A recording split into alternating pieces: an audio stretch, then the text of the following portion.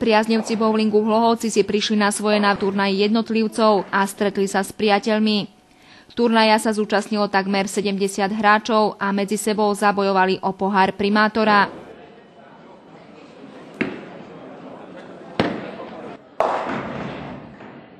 Každý účastník v kvalifikácii odohral jednu hru a výsledok sa preniesol i do finále, do ktorého postúpilo 24 najlepších hráčov, z toho 16 mužov a 8 žien.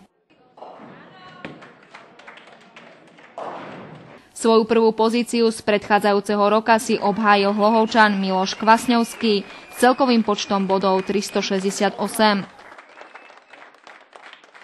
S rozdielom iba 2 bodov druhý skončil Zdeno Šefraník a tretie miesto patrilo Jurajovi Pažitnému.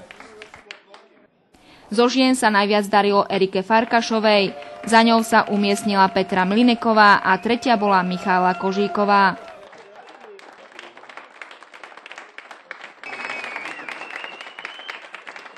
Najstarším účastníkom turnaja bol 76-ročný Ján Veselovský, ktorý napriek svojmu úctyhodnému veku na výsledkovej tabuľke za sebou zanechal takmer polovicu mladších súperov.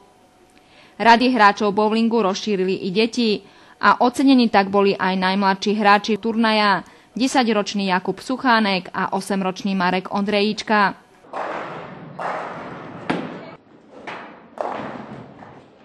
Bowlingový turnaj sa už druhý rok tešil veľkej obľúbe hráčov a tak sa organizátori chystajú i na budúci 3. ročník.